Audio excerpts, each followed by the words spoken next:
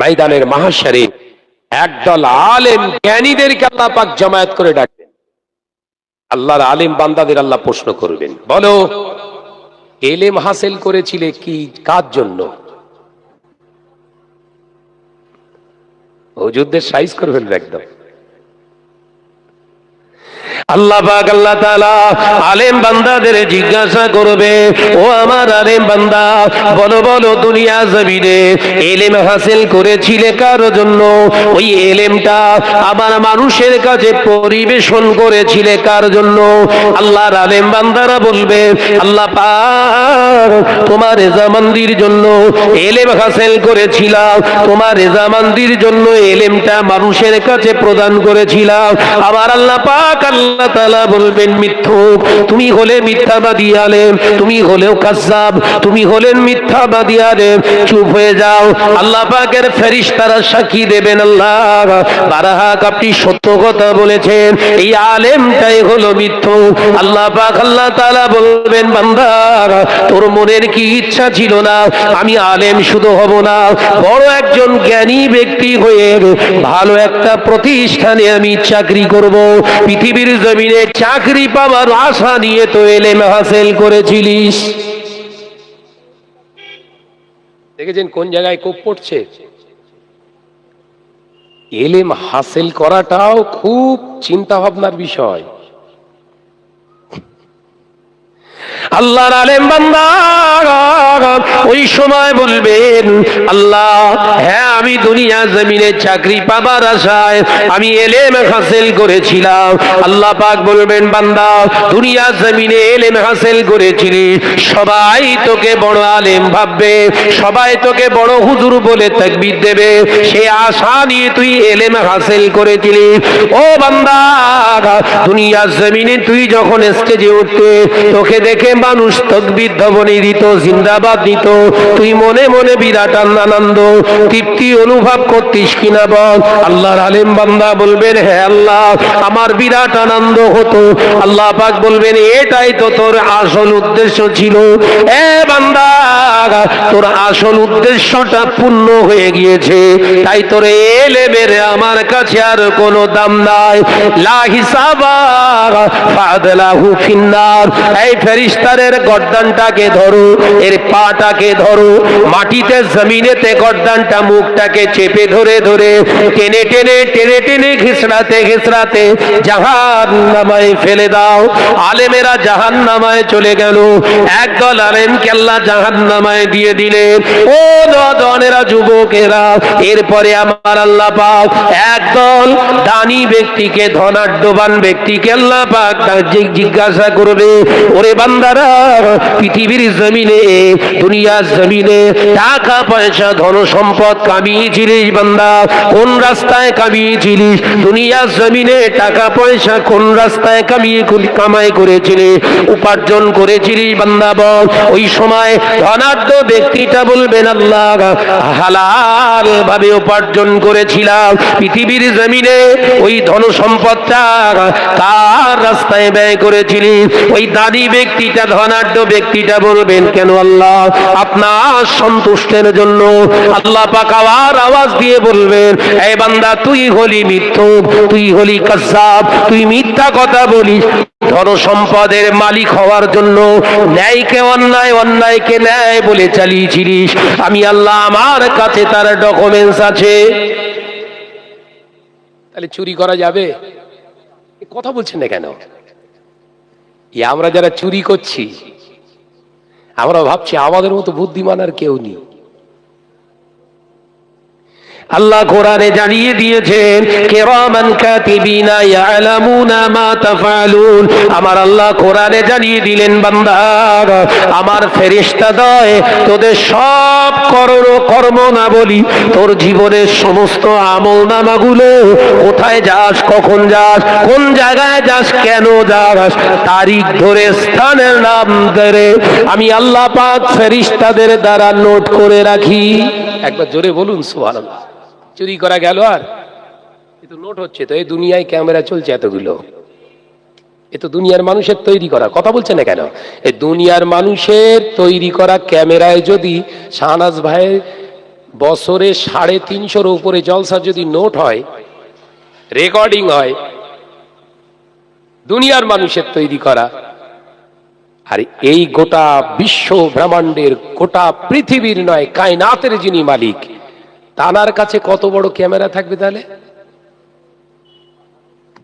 হ্যাঁ, 40 বছরের ওয়াজের ক্যারিয়ার, 50 বছরের ওয়াজের ক্যারিয়ার, কোথায় কোন জায়গায় কোন সময় কি ওয়াজ করেছিস, দুনিয়ার ক্যামেরায় তোর যদি লোড থাকে, আমি আল্লাহ বলছি রাতের ওয়াজটা যেমন ওরা ক্যামেরা করতে গিয়ে লাইটের দরকার হয়েছে, আর আমি আল্লাহ রাত দিন সময় সমান করে তোর নোটেট করে রেখেছি, তুই ছাড় পাবি না,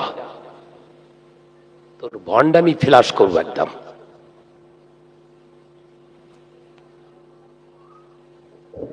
আমরা নিজেদেরকে বিরাট বুদ্ধিমান ভাবি,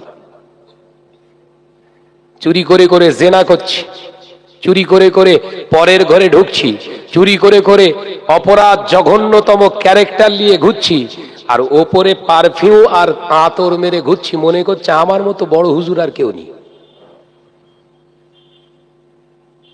তার মানে আমি শাহনাজ বিশ্বাসই করি না কেরামান কাতিমিন বলে ফেরেশতা আমার সঙ্গে আছে, এই ঈমান আমার নেই। মৌলী সাহেব হলাম কোত্থেকে, অনেক দূর, তুই তো এখন ঈমান ঠিক করতে পারলি না, এবার মৌলী সাহেব হই কোত্থেকে? এ কথা বলছে না কেন? আমি কি কোরআনের বাইরে বলছি নাকি? কোরআনের বাইরে?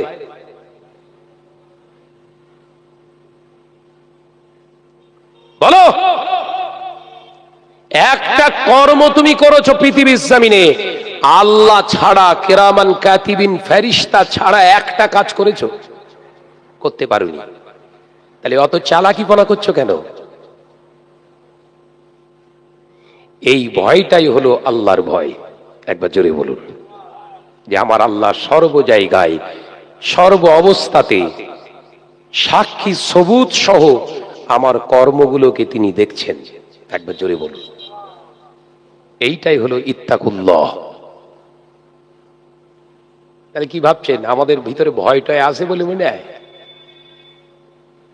বল বাপ, এরকম করিস নি, সব চুপ করেছিস কেন? টেনশনে পড়ে গেলি নাকি রে?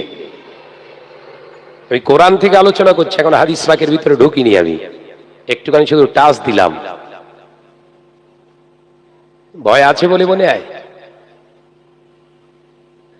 আমি শাহনাজের ভিতরে যদি আল্লাহর ভয় থাকে, শুধু নামাজ আদায় করতে যাব না, নামাজ পড়াটা যেমন আল্লাহর হুকুম, পাশাপাশি মিথ্যা কথা বলাটা আল্লাহর নিষেধ আছে, আমার জন্য হারাম, আমি মিথ্যা কথা বলতে পারি না।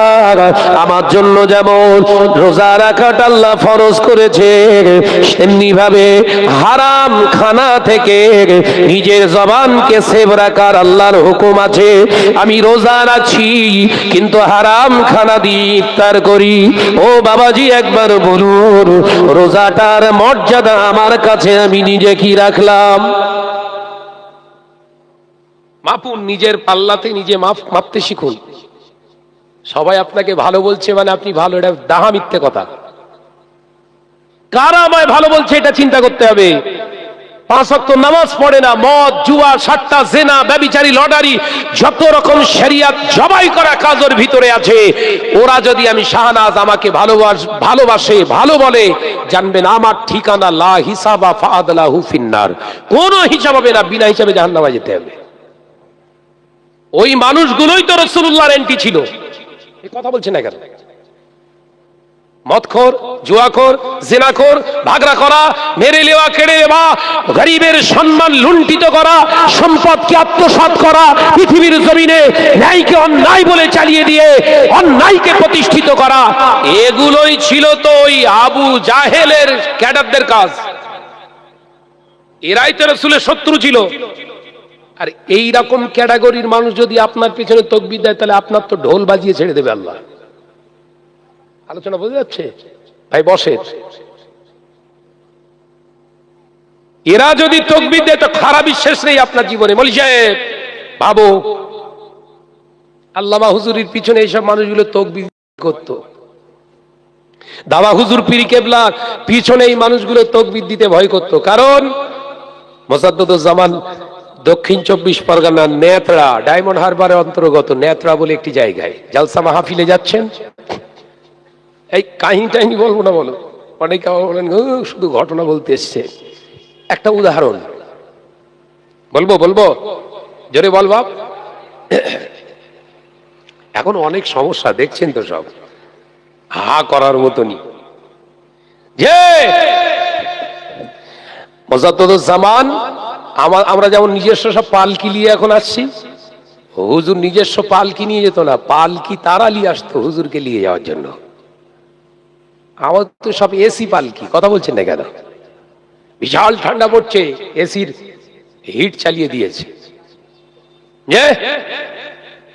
তো হুজুর কেবলার ওই পালকির ভিতরে বসেছেন, আর ওই সাইডে 4 জন, আর এই পেছনের সাইডে 4 জন, দুই ধারে সেই যারা কাঁধে করে নিয়ে যায়,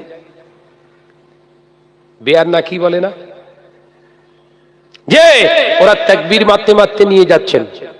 হুজুর কেবলা বললেন, মোজাদ্দুজ্জামান, এই দাঁড়াও দাঁড়াও দাঁড়াও, পালকিটা নামাও। হুজুর, কেন? কাদা আছে। কাদা আছে হুজুর, আপনার গায়ে কাদা লেগে যাবে, আপনি নামবেন এখানে, পায়ে কাদা লেগে যাবে, গায়ে কাদা লেগে যাবে। মোজাদ্দুজ্জামান বললেন, বাবা, পায়ে কাদা লেগে গেলে, গায়ে কাদা লেগে গেলে, কাপড়ে নোংরা লেগে গেলে ধুয়ে সাফ করলে সাফ হয়ে যাবে। ভালো করে কথাটা বুঝবেন কিন্তু। এই দুনিয়া জমিনের কাদাগুলো আমি আবু বকরের গায়ে যদি লেগে যায়, আমি আবু বকরের কাপড়ে যদি লেগে যায়, আমি আবু বকরের পায়ে যদি লেগে যায়, পানি আছে, সোনা মাটি দিয়ে ধুয়ে ফেললে পরিষ্কার হয়ে যাবে। কিন্তু বিড়িখোর নেশাখোরের কাঁধে চেপে যদি আবু বকর ওয়াজ করতে যায়, এই ছিটা, এই দাগ যদি লেগে যায়, আমি আবু বকর এ দাগ তুলতে পারবো না। তাই আমি আবু বকর বেনামাজি, দাড়ি কাটনেওয়ালা, নেশাখোরের কাঁধে চেপেতে বসে আমি জলসা করতে যেতে পারি না। একবার জোরে বলো। ভয় ভয়, কথা বুঝতে পারছেন নাকি? এই ভয় নেই, পায়ে কাদা লাগবে, লাগুক, কিন্তু এই ভয়টা কাজ করছে বেনামাজি দাড়ি কাটার কাঁধে চাপলে হয়তো আল্লাহর দরবারে ধরা পড়তে যেতে পারে। ওই নোংরাটা গায়ে লাগতে দিলে হবে না, লাবাও। মুজাদ্দুজ্জামানের হুজুরের ভক্তরা অবাক হয়ে গেলেন। হুজুর আমার এমনি করে পালকির ভিতর থেকে আওয়াজ দিলেন, বাবারা নামিয়ে দাও, আমি আবু বকরকে নামিয়ে দাও। মুজাদ্দুজ্জামান আমির শরিয়াত আলা হযরত দাদা পীর রাহমাতুল্লাহ আলাইহি হুজুর আমার দেখতে পাওয়া যায় পালকি থেকে হুজুর নামবেন, এমন সময় দেখতে পাওয়া যায় এধারে 4 জন, ওধারে 4 জন, যারা বেয়ার ছিলেন তারা সামনে এসে দাঁড়িয়ে বললেন, হুজুর, আমাদের কি দেখে আপনার মনে হয় আমাদের দাড়ি কাটা? আমাদের কি দেখে কি আপনার মনে হয় আমরা বেনামাজি? আমাদের কি দেখে কি আপনার মনে হয় আমরা নেশাখোর? মুজাদ্দুজ্জামান বললেন, বাবা ও আল্লাহর বান্দারা, আমি আবু বকর তোমাদের তো বলি না। একবার জোরে বলুন না। হুজুর, আমরা তো 8 জনই ছিলাম, আমরাই তো আপনার পালকির। হুজুর বললেন, না, তোমাদের বলিনি। আল্লাহর ওলি মুজাদ্দুজ্জামান আমির শরিয়াত আলা হযরত দাদা পীর হুজুর আমার পালকি থেকে কদম মোবারক দুটো বার করেছে। এমন সময় একজন অচেনা ব্যক্তি, দাড়ি কাটা, শার্ট পরা, একজন বিড়িখোর আল্লাহর মাহবুব বান্দার কদম দুটা জড়িয়ে ধরলেন। হুজুর, আপনি পা নামাবেন না, আমি ভুল করে ফেলেছি, অন্যায় করে ফেলেছি, আপনার কদম মোবারক দুটো ধরে তওবা করছি, জীবনে কোনোদিন আমি আমার মুখের দাড়িটা আর কাটবো না, আমি আর জীবনে কোনোদিন নামাজ কাজা করব না। হুজুর আপনি আমার জন্য দোয়া করুন, আজকে থেকে আমি তওবা করছি হুজুর। হুজুর আপনি নামবেন না, আমি আপনার কদম মোবারক দুটো ধরে আজকে তওবা করে নিলাম, আজকে থেকে শরিয়াত বিরোধী কাজ জীবনে আর হতে দেব না। একবার জোরে বলো। আমাদের পালকিতে তো সব কাঁচ লাগানো আছে, দেখা যায়, পেছনে আবার ক্যামেরা ফিট করা, দেখা যায়। কিন্তু দাদা হুজুর পীর কেবলা যে পালকিতে বসে আছে, চারিদিকে পর্দা লাগানো আর কাঠ দিয়ে ভালো করে ঘেরা, দেখার কোন স্কোপ নেই। যে পড়েছে ওখানে এখানে এসে পড়তে বলেন। কথা বুঝতে পেরেছেন? যে এমন সময় দেখতে পাওয়া যাবে, হ্যাঁ উনি পড়লি আমি শিখে যাব, তো অসুবিধে কি আছে বাবাজি। এমন সময় দেখতে পাওয়া যায় দাদা পীর রহমাতুল্লাহ আলাইহির কদম ধরে ক্ষমা চেয়ে নিলেন, তওবা করে নিলেন। একবার জোরে বলুন সুবহানাল্লাহ। একবার জোরে হবে না? আওয়াজ দেন না সুবহানাল্লাহ।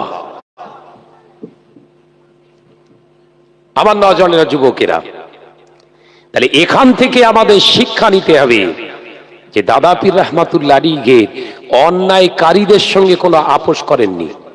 সুবহানাল্লাহ বলেন, একবার জোরে বলেন না সুবহানাল্লাহ। এই জায়গা থেকে আজকে আমাদেরকে পরিবর্তনের জায়গা তৈরি করতে হবে। কোনটা?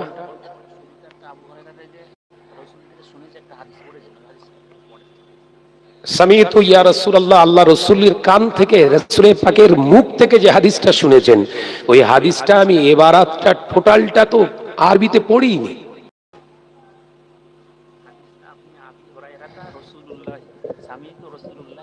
না না, রাসূলের পাকের ওই হাদিসটা আমি আরবিতে বলিনি, সামিতু বলেছি শুধু, যে রাসূলের পাক সাল্লাল্লাহু আলাইহি ওয়াসাল্লামের জবান মোবারক থেকে নিজে কানে শুনেছে, এটা বলেছি তো। হ্যাঁ, দাঁড়াও দাঁড়াও, শোনেন, ওই জায়গাটা যদি হয়ে থাকে সেটা ঠিক আছে আলহামদুলিল্লাহ, কিন্তু এবার আমি পড়িনি তো। আপনি জায়গাটা নবী পাক সাল্লাল্লাহু আলাইহি ওয়াসাল্লাম সামিতু যখন বলেছি, সামিতু রাসূল পাক সাল্লাল্লাহু আলাইহি ওয়াসাল্লামের শুরুবাত, হাদিসের স্টার্টিং, রাসূল পাক সাল্লাল্লাহু আলাইহি ওয়াসাল্লামের সাহাবী হাদিসের ইবারাতটা স্টার্ট করছে সামিতু শব্দ দিয়ে, এটা বলেছি আমি। অর্থাৎ আপনাদের শোনেন, আমি বললাম রাবি থেকে, তো রাসূল পাক আপনি আবি হুরায়রা রাদিয়াল্লাহু আনহু প্রথম, তারপরে বলেছেন দ্বিতীয় ভুল সামিতু রাসূলুল্লাহি। হ্যাঁ, প্রথমত যখন আবু হুরায়রা, তাহলে ওটা আবি হুরায়রা হবে না, আগে যখন কিছু বলেননি তখন আবু হুরায়রা হবে। এক, দ্বিতীয় শোনেন শোনেন শোনেন, রাসূলুল্লাহি হয়, ওটা রাসূল। আমি শোনেন, আমি সব বুঝতে পারছি, ওটা ভুল। শোনেন, ভুলটা শব্দ নয়, শব্দ এখানে আমি উল্টো পাল্টা করতে আসিনি। যদি করতে হয় তাহলে ভালো করে লাগুন, তৈরি আছি। আমার নওজওয়ানেরা, যুবকেরা, ছেলেরা, বাচ্চারা, তো যে কথা আমি কি বললাম, নবী পাক সাল্লাল্লাহু আলাইহি সাল্লামের যে পবিত্র জবানের হাদিসটা আমি বলতেছি, যে জায়গাটা শোনেন, যদি হয়ে থাকে হতে পারে। আমার নওজওয়ানেরা, যুবকেরা, ছেলেরা, বাচ্চারা, সব আমরা জানি। আপনারা উপলব্ধি করছেন তো, বুঝতে পারছেন তো? ভাইরা আমার, নজনেরা, যুবকেরা, ছেলেরা, বাচ্চারা, পর্দানশীনা মা ও বোনেরা, তাহলে আলোচনার প্রসঙ্গটা যেটা আমি বলছিলাম, আমার মুজাদ্দিদ জামান আমির শরিয়াত আলা হযরত দাদা পীর রহমাতুল্লাহ আলাইহি হুজুর আমার, তিনি দ্বীনের কাজ করেছেন, শরিয়তের কাজ করেছেন, কিন্তু এক জায়গা থেকে তিনি আমাদের কাছে শিক্ষা দিয়ে গেছেন, অন্যায়ের সঙ্গে কোনো আপোষ নয়। একবার জোরে বলুন না সুবহানাল্লাহ। অর্থাৎ নবী পাক সাল্লাল্লাহু আলাইহি ওয়াসাল্লামের এই আদর্শ জীবন দাদা পীর রহমাতুল্লাহের ভিতরে। এখানে এত এত ক্যাচ করলে হবে না, একদম ক্যাচ করলে হবে না। হাজার হাজার ভুল প্রত্যেকটা মানুষের জীবনে থাকবে। কথা বলছেন না কেন? বাংলা কথা এখনো শুদ্ধ অনেকে বলতে পারে না, তো কি হয়েছে? ভাইরা আমার, নজনেরা, যুবকেরা, ছেলেরা, বাচ্চারা, পর্দানশীনা মা ও বোনেরা, তাহলে আমার নবী পাক সাল্লাল্লাহু আলাইহি ওয়াসাল্লামকে আল্লাহ পাক আল্লাহ তাআলা জানিয়ে দিয়েছে, হাবিব আপনি মন গড়া কোনো কথা বলতে পারবেন না, আমার তরফ থেকে যেটা আপনাকে দেয়া হবে সেই অনুপাতে আপনি কথা বলবেন। ও নজনেরা, মুরব্বিয়ানগণেরা, তাহলে আল্লাহ পাক জানিয়ে দিলেন, নামাজ আগে নয়, রোজা আগে নয়, হজ আগে নয়, যাকাত আগে নয়, আমি আল্লাহ পাক বলছি ইত্তাকুল্লাহ, আমি আল্লাহ, আমাকে তোমরা ভয় করো। আল্লাহর ভয় আমি শাহানাতের ভিতরে যদি থাকে, তাহলে আমার জবান দিয়ে মিথ্যা কথা বের হবে না। আল্লাহর ভয় যদি আমার ভিতরে থাকে, আমরা পরনিন্দা করতে পারবো না। আল্লাহর ভয়টা যদি আমাদের ভিতরে থাকে, কখনো মানুষকে পৃথিবীর জমিনে অপদস্থ করার জন্য পরিকল্পনা করতে পারবো না। কথা বলছেন না? এটা আল্লাহর ভয়। শুধু নামাজ আল্লাহর ভয় নয়। এই পেছনে কারা কথা বলছে? পরিবেশ নষ্ট করলে হবে না। ওয়াজের মাহফিল, বাহাজের মাহফিল করেন, সেখানে কাছাকাছি হবে। কথা বলছেন না কেন? আপনি চুপ করেন, চুপ করেন, চুপ করেন, চুপ করেন। তাহলে রাসূল পাক সাল্লাল্লাহু আলাইহি ওয়াসাল্লামের নীতি, আদর্শ, স্ট্যাটাস আমাদের জীবনে ধারণ করতে হবে। এটা হচ্ছে শরিয়তের বিধান। আপনি নামাজ শুধু পড়বেন আর পরের পিছনে কাটি মারবেন, কি ব্যাপার? আরেকটু উদাহরণ দিই। বিশ্বনবীর জলিল কদর সাহাবী হযরত ফারুক আযম ওমর রাদিয়াল্লাহু তাআলা আনহু, ওমর ইবনে খাত্তাব রাদিয়াল্লাহু তাআলা আনহু, হুজুর আমার বাড়িতে শুয়ে আছে ফজরের ওয়াক্তে। মদিনার মসজিদে নববী শরীফে আযান হয়ে গেছে। এই কচিরা বস, ভিতরে আয়, বসে যা। মদিনার মসজিদে নববী শরীফে আযান হয়ে গেছে। আল্লাহ রাসূল হুজুর আকরাম সাল্লাল্লাহু তাআলা আলাইহি ওয়াসাল্লাম মদিনার মসজিদে নববী শরীফে এসে হুজুর প্রেজেন্ট। এই মদিনার মসজিদে নববী শরীফ আর রাসূলুল্লাহর মাজার মুকদ্দাস, মানে নিজের হুজরা শরীফ একদম সংযুক্ত। যারা হজ পাকে গিয়েছেন, আয়েশা, আল্লাহ রাসূলের মাজার মুকদ্দাসটা একদম রাসূলের ইমামতির জায়গা থেকে খুব দূর না। দরওয়াজা খুলে বেরিয়ে এসে নামাজের জন্য হুজুর দাঁড়ালেন। আল্লাহ নবী নামাজের মুসাল্লায় দাঁড়িয়ে সাহাবায়ে কেরামদের দিকে একবার তাকালেন। তাকিয়ে রাসূলের মনটা খারাপ হয়ে গেছে। নবী পাক সাল্লাল্লাহু আলাইহি ওয়াসাল্লাম সাহাবায়ে কেরামদের দিকে তাকিয়ে রাসূলের মনটা খারাপ হয়ে গেছে। রাসূল নামাজে দাঁড়িয়ে তাকবীরে তাহরিমা করে ইমামতি করে ফেললেন। হুজুরের নামাজ শেষ, আল্লাহ রাসূল এবার ডান দিক দিয়ে ঘুরে বসেছেন। সাহাবায়ে কেরামদের জিজ্ঞাসা করছে, সাহাবীরা আজকে সবাই এলো, একটা তারকা কেন আজকে দেখতে পাচ্ছি না? আজকে সবাই মদিনার মসজিদে নববী শরীফে এসেছে, আজকে একজনকে আমি দেখতে পাচ্ছি না। ভালো করে দেখো। সাহাবায়ে কেরামেরা একে অপরের দিকে তাকালেন। আল্লাহ নবী সাহাবায়ে কেরাম রিদওয়ানুল্লাহি তাআলা আলাইহি আজমাইন হুজুর চতুর্দিকে তাকিয়ে দেখলেন, শুধু তাকিয়ে দেখলেন সবাই আছে, কিন্তু ওমর রাদিয়াল্লাহু তাআলা আনহু নাই। রাসূল পাকের জলিল কদর সাহাবী হযরতে ফারুক আযম ওমর রাদিয়াল্লাহু তাআলা আনহু নাই। এমন সময় সাহাবায়ে কেরামেরা বললেন, হুজুর ভাই ওমরকে দেখতে পাই না। আল্লাহ নবী বললেন, দেরি করো না, যাও তো একবার খোঁজ নিয়ে দেখো আমার ওমর ইবনুল খাত্তাব ইসলামের ভিতরে আছে না ইসলামের বিরোধিতা হয়ে গেছে। ওমর মদিনার মসজিদুন নববী শরীফে আসে না, জামাতে নামাজ পড়েন না, কেন একবার গিয়ে দেখো আমার ওমর কোন অবস্থাতে গুজরান করে। ইমাম, আমরা তো ইমামতির জায়গায় যারা ইমামতি করছে অনেকেই মুসল্লি না আসলে খুব আনন্দ হয় আমাদের। যাক, ও আসেনি তো খুব ভালো হয়েছে। এই কথা বলছেন না কেন? ও আসেনি তো খুব ভালো হয়েছে। তার মানে মুসল্লি আর ইমামের ভিতরে মিল নেই। আবার ইমাম সাহেব না আসলে অনেক মুসল্লির খুব আনন্দ হয়। দেখেননি মসজিদের ভিতরে মুসল্লিরা অনেক খুশি, এই ইমামটাকে তাড়াতে পারলে খুব ভালো হয়। যে তার মানে অন্তর্দ্বন্দ্ব নিয়ে নামাজ চলছে। ওই ইমামের পিছনেই আবার কথা বলছে। ওই যে ইমামের বিরুদ্ধে আপনি কথা বলেন, ওই ইমামের পিছনে আপনার জন্য নামাজটা সহি হচ্ছে তো,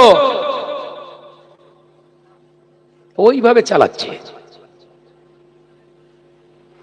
ও নওজওয়ানেরা, মুরব্বিয়ান গণেরা, ছেলেরা, বাচ্চারা, আল্লাহ নবী খোঁজ নিলেন, ওমর আসেন নাই। আল্লাহ রাসূল সাহাবায়ে কেরামদেরকে বললেন, যাও বাবা আলী, ও আমার উসমান, বাবা বেলাল, একবার যাও তো দেখি আমার ওমর ইবনুল খাত্তাবের অবস্থাটা কি, কোন হালাতে তিনি কাটাচ্ছেন, কি ব্যাপার। নামাজ কালাম তিনি মদিনার মসজিদুন নববী শরীফে পড়লেন না, কেন আসেননি একবার দেখো। আল্লাহ নবী সাহাবায়ে কেরামদের ভিতর থেকে তিনজন সাহাবী হুজুর চলে গেলেন। রাসূলুল্লাহ সাল্লাল্লাহু আলাইহি ওয়াসাল্লামের দরবার থেকে তিনজন সাহাবী গিয়ে হাজির হয়ে গিয়েছে। আল্লাহ নবী সাহাবীর দরবারে হুজুররা গিয়ে দেখছেন হযরতে ওমর রাদিয়াল্লাহু তাআলা আনহু হুজুরের ঘরের দরজা জানালা বন্ধ, কান্নার আওয়াজ ভেসে আসে। হযরতে ওমর ইবনুল খাত্তাব রাদিয়াল্লাহু তাআলা আনহু রোনাজালি করছেন, আল্লাহ আমি ইচ্ছাকৃতভাবে নামাজ কাজা করিনি, আমার ইচ্ছাকৃতভাবে নামাজটা আমি ছেড়ে দেইনি, ঘুমিয়েছিলাম, শয়তানের ওয়াসওয়াসা আমি ওমরের ভিতরে বোধহয় লেগে গিয়ে ঘুমটা বেশি হয়ে যাওয়ার কারণে আজকে আমার ফজরের নামাজটা আদায় হলো না। আল্লাহ আমাকে জাহান্নামী বানাবেন না, আল্লাহ জাহান্নামার খোরাক বানিয়ে দেবেন না, নবী থেকে আমাকে জুদা করবেন না, আপনার রহমত থেকে আমাকে বঞ্চিত করবেন না। ওমরের কান্নার আওয়াজটা সাহাবায়ে কেরামরা বাইরে দাঁড়িয়ে দাঁড়িয়ে শুনছে। একবার জোরে বলুন না সুবহানাল্লাহ। আমার নওজওয়ানেরা, যুবকেরা, ছেলেরা, বাচ্চারা, পর্দার শিনা মা ও বোনেরা, আল্লাহ নবীর দয়ার নবী রাহমাতাল লিল আলামিনের কলেজা সাহাবীরা গিয়ে দেখলেন ফারুক আযম কেঁদে জারেজার হয়ে যাচ্ছেন। আল্লাহ নবী সাহাবীরা হুজুররা দেরি করলেন না, হুজুর সঙ্গে সঙ্গে তিনজন সাহাবী হুজুর বেরিয়ে আসলেন। আল্লাহ নবীর দরবারে এসে বললেন, আসসালামু আলাইকা ইয়া রাসূলুল্লাহ হাবিব আল্লাহ। হুজুর হুজুর আমরা দেখে এসেছি, শুনে এসেছি ভাই ওমরের নামাজটা কাজা হয়ে গেছে। হুজুরের নামাজটা ইচ্ছাকৃতভাবে কাজা হয় না, অনিচ্ছাকৃতভাবে ঘুমের ভিতরে নামাজটা কাজা হয়ে গিয়েছে। কিন্তু ইয়া রাসূলুল্লাহ হাবিবাল্লাহ আমরা দেখে এলাম আমাদের ভাই ওমর হুজুর আমার সেজদায় পড়ে আল্লাহর কাছে রোনাজানি করছে, আল্লাহর কাছে কাঁদে আর বলে, আল্লাহ আল্লাহ আমাকে জাহান্নামী বানাবেন না, জাহান্নামার খোরাক বানাবেন না। আমি ইচ্ছাকৃতভাবে নামাজ কাজা করিনি। আল্লাহ আপনি দয়াময় মেহেরবানি করে ক্ষমা করে দিন।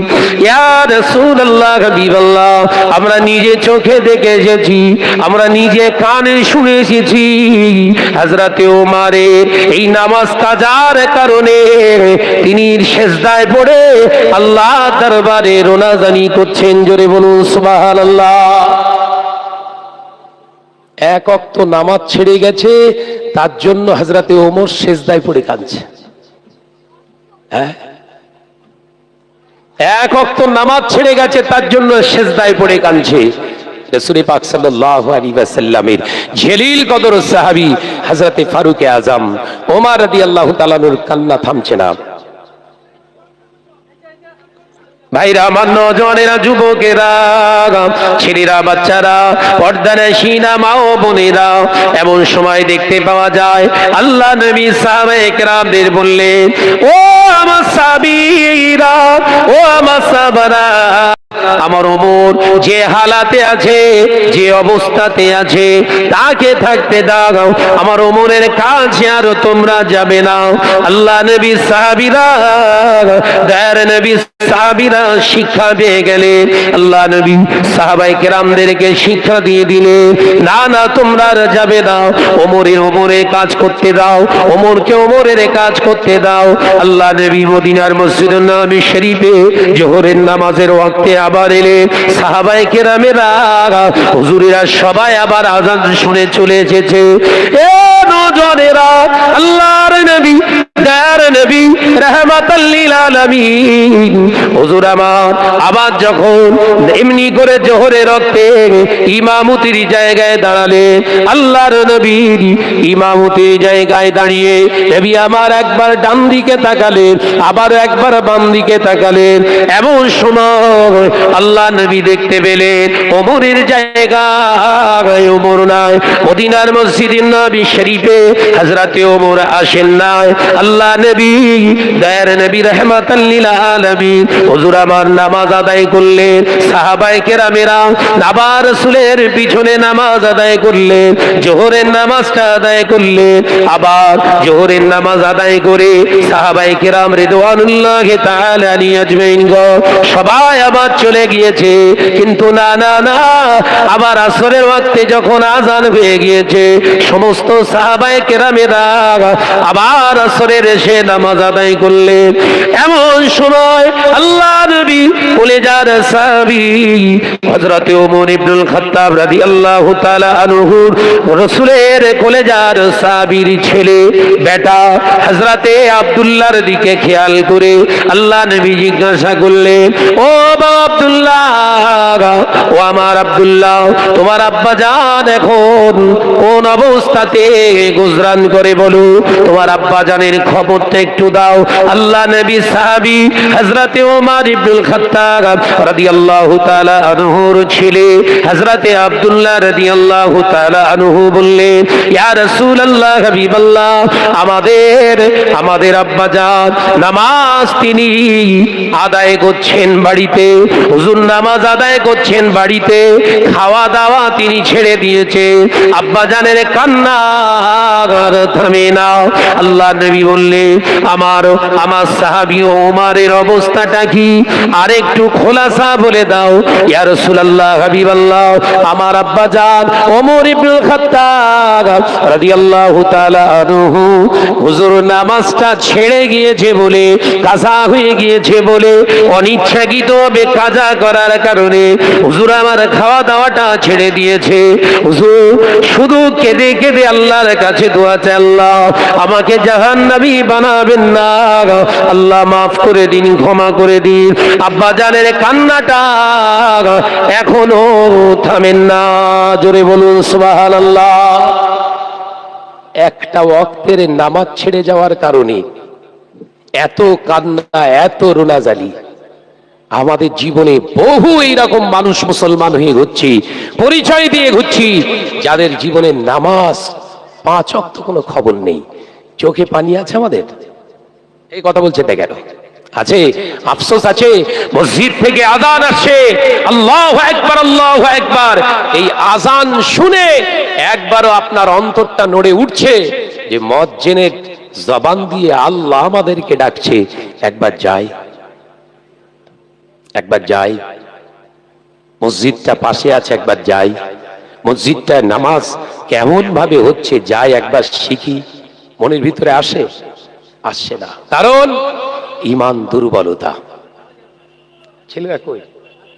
সবাই আয় আয়, কচিটা বস, ওসব ছাড় না, ওসব মাথার ভিতর ঢোকালে হবে না, যে যার কাজ করছে করতে দে। কথা ঠিক না ভুল জোরে বলেন? হ্যাঁ, চলে এসো। ওসব নিয়ে ভাবতে গেলে হবে না। নিজের ডিউটি, নিজের কাজটা ঠিকভাবে সফলতার দোরগোড়ায় এগিয়ে নিয়ে যান। কথা ঠিক না ভুল জোরে বলেন? নবী পাক সাল্লাল্লাহু আলাইহি ওয়াসাল্লামের কলেজার সাহাবী হযরতে ফারুক আযমের কথা হযরতে আব্দুল্লাহ ছেলের কাছ থেকে রাসূল শুনলেন। কি বললেন? ঠিক আছে, আব্বাকে আব্বার জায়গায় থাকতে দাও। রাসূল বলছে না আব্বাকে যে বলো আমি রাসূলুল্লাহ বলেছি দরজা খুলে দিতে আর খাওয়া দাওয়া করে নিতে। রাসূল বলছে না। কথা বুঝতে পারছেন না? নবী বলছেন না একবারও যাও তোমার আব্বা ওমর ফারুককে যে বলে দাও রাসূল পাঠিয়েছে, আব্বা যান আপনি খেয়ে নেন, খানা দানা করে নেন, খাওয়া দাওয়াটা করে নেন, আপনি নামাজ আদায় করুন। রাসূল বললেন না। কি বলছে? আব্বার জায়গায় আব্বাকে থাকতে দাও। তার মানে ও কান্না চলছে, চলুক, বলুন না। মুসলিম সমাজ আজকে কোথায়? আমাদের লক্ষ্য কি? আল্লাহ সন্তুষ্ট যদি আমাদের ভিতরে এই চিন্তা মন মানসিকতা আমাদের ভিতরে যদি তৈরি থাকতো, আমরা জীবনে কোনোদিন আল্লাহ ছাড়া কিছু বুঝতাম? জোরে বলেন বাপ, আল্লাহ ছাড়া কিছু বুঝতাম না। আমরা তো আমারটাই বুঝি। আমার কি হবে, আমার কি হবে, আমার কি হবে, আমি কি হব, আমার কতটা উন্নতি হবে, ডেভেলপ হবে, এই চিন্তায় আমরা ব্যস্ত। একবারও চিন্তা করেছি যেটা করছি আমার আল্লাহর জন্য হচ্ছে তো? ও বেজনেরা, নজনেরা, যুবকেরা, ছেলেরা, বাচ্চারা, পর্দানশীনা মা ও বোনেরা, আলোচনা বুঝুন। আল্লাহ নবী, দয়ার নবী, রাহমাতাল লিল আলামিন, হুজুর আমার বাবা যায় মাগরিবের নামাজ আদায় করতে এলে আল্লাহ নবী, দয়ার নবী, রাহমাতাল লিল আলামিন, হুজুর আমার নামাজ আদায় করলে, মাগরিবের নামাজটা আদায় করলে সাহাবায়ে কেরামদের দিকে তাকাবেন, ওমরকে দেখতে পেলেন না।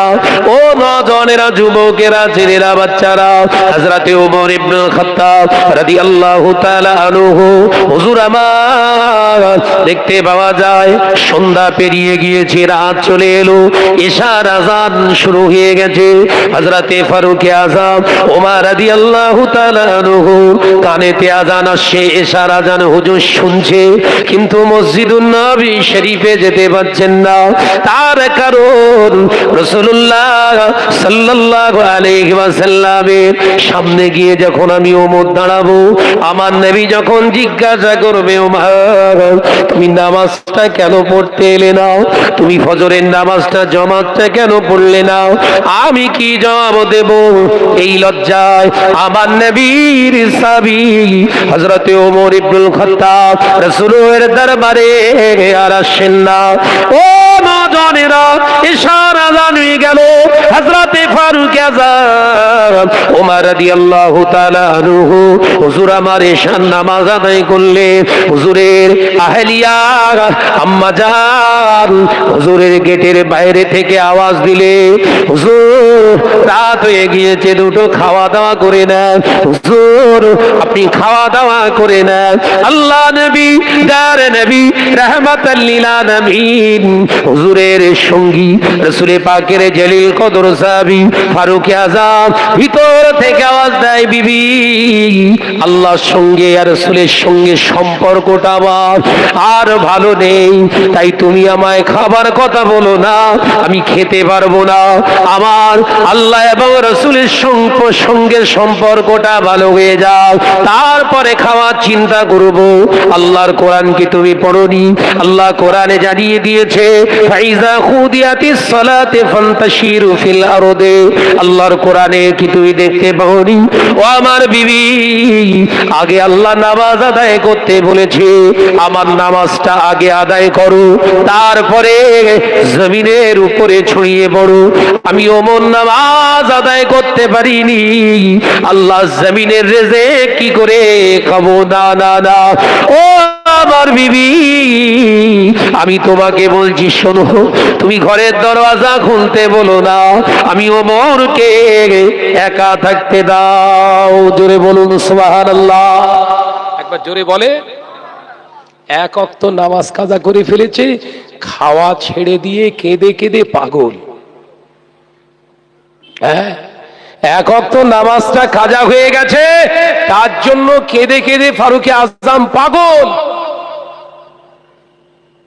কি গো হাফেজ সাহেব নাকি?